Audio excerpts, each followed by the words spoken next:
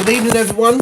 Match 20 of the 1987 Cricket World Cup was played in Madras today. It was the Group 2 match between Australia and Holland. Australia, having lost 2 of their first 3 matches, had to beat Holland to boost their hopes of reaching the quarterfinals. They wouldn't necessarily be in the quarterfinals if they won today, but it would basically give them a real strong chance to almost guarantee their place in the quarterfinals, especially if they managed a big victory today against the Dutch. Holland knew that if they pulled off the biggest upset in World Cup history, that's their match against Sri Lanka.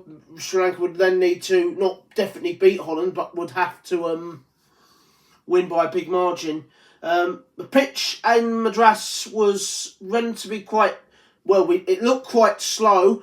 The conditions were very good for the conditions in terms of the overhead conditions. I mean, for the first time in this tournament, it was really dark. There was some really cloud cover, and it looked like there was a chance of rain.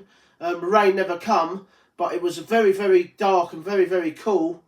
It's around 15 degrees, the lowest it's been in this World Cup in terms of weather, in terms of degrees Celsius. It was quite cool in Madras today, and this was the outcome of the match as Australia won the toss on this slow pitch and elected to bat first. We all thought maybe that because of the overhead conditions that maybe there'd be a change in tactics, but no. We thought it was a slow pitch, and the pitch actually turned out to play very, very well, even in overcast conditions, and this is what the outcome. As you can see, pretty much an emphatic victory for Australia, but their batting performance, 266 for 5 from their 50 overs, was absolutely terrific. I mean, look at that top order again. 58 or 70 balls for Jeff Marsh, his third 50 in 4 innings. David Boon, 93 of 115 deliveries. What a performance that was. It was a man of the match performance from David Boon there. His second 50 of the tournament. 38 of 76 for 36 not out of 76 balls for Dean Jones. Struggled again in terms to try and get the runs away, but it was a solid innings. McDermott was promoted to number 4 to get quick runs. He got 9. Border continued his poor form with 4.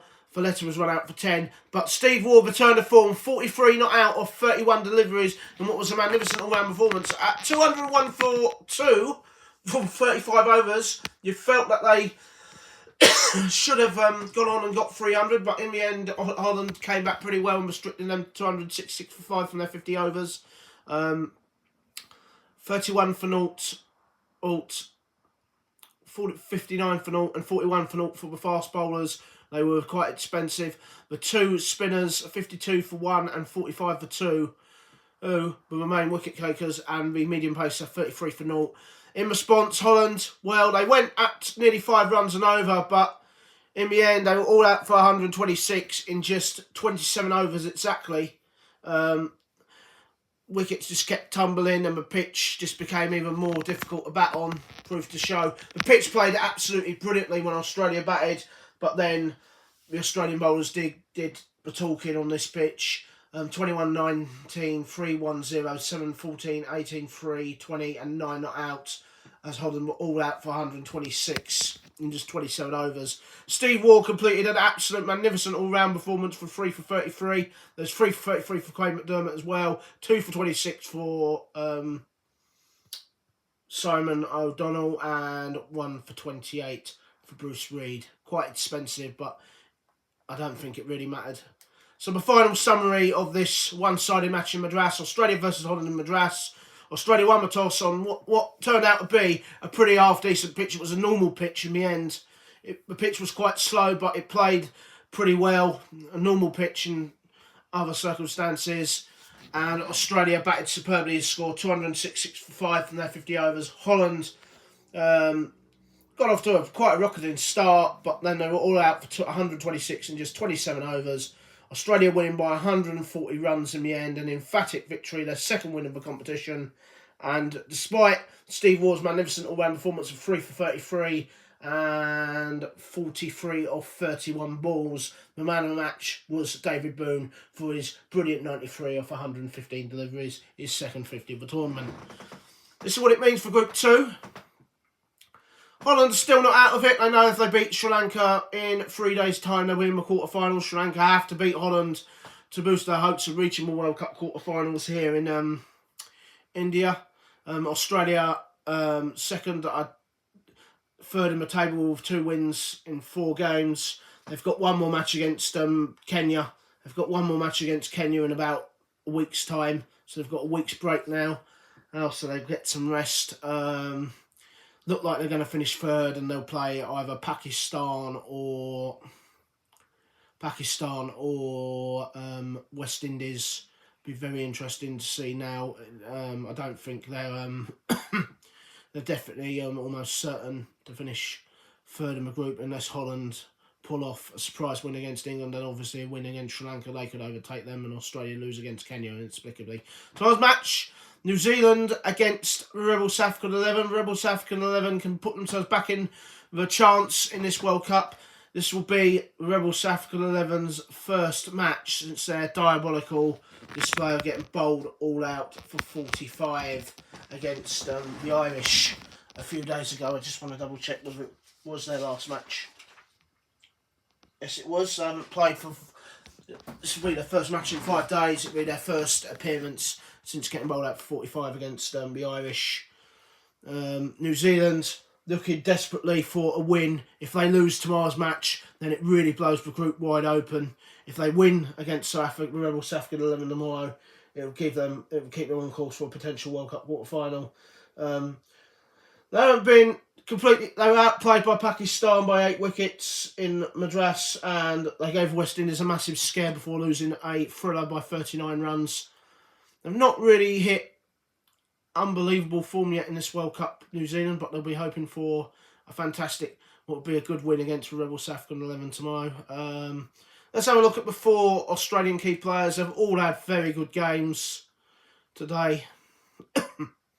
All of them have had very, very good games today. I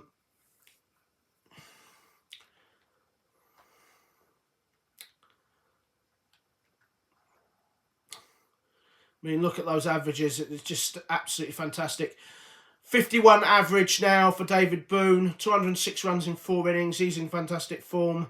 As for Jeff Marsh, 243 runs at an average of 60, which includes 350s. He's actually, we'll have a look at that, but I think he's now the leading run scorer in this World Cup, Jeff Marsh. Steve Waugh, another not out. 43 of 31 balls, averaging 61, 122 runs in 4 innings, and 6 wickets in 4 matches at an average of 26. What an all-rounder he's proving to be in this World Cup. And Craig McDermott is the leading wicket. Those 3 wickets mean that Craig McDermott is the leading wicket taker in this World Cup with 10 wickets in 4 matches at an average of 17. He was promoted up to number 4. Didn't got his highest score of 9, averaging 4 with a bat, but obviously he's not there. He's not there to contribute with a bat. He's there to contribute with a ball. And he's taken 10 wickets in 4 matches. The leading wicket taker in this tournament. And I think you'll find...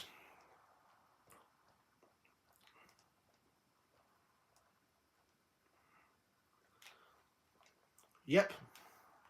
He is the leading wicket taker. And as you saw through that quick thing, he is also the leading runs. He is the leading run scorer. So Jeff Marsh is the leading run scorer in this World Cup. And Craig McDermott is the leading wicket taker in this World Cup. So Australia have proven that they're in good form. Tomorrow's match, New Zealand versus Rebel South African 11. Rebel South African 11 can blow the group wide open if they were to secure their first ever victory in World Cup cricket. Looking to recover from their humiliation against the Irish. New Zealand looking to grab a win to boost their hopes of reaching the quarterfinals. Even if they do win tomorrow, New Zealand, it wouldn't be guaranteed that they'd go through. But they would end the Rebel South African 11's hope to reaching the quarterfinals. So that's it for me, Lawrence Howard. That's it for me for Lawrence Howard today. This is me reporting on the 1987 Cricket World Cup being played on Brian Lara Cricket on PlayStation in India. Until then, tomorrow's match, it's bye-bye from me.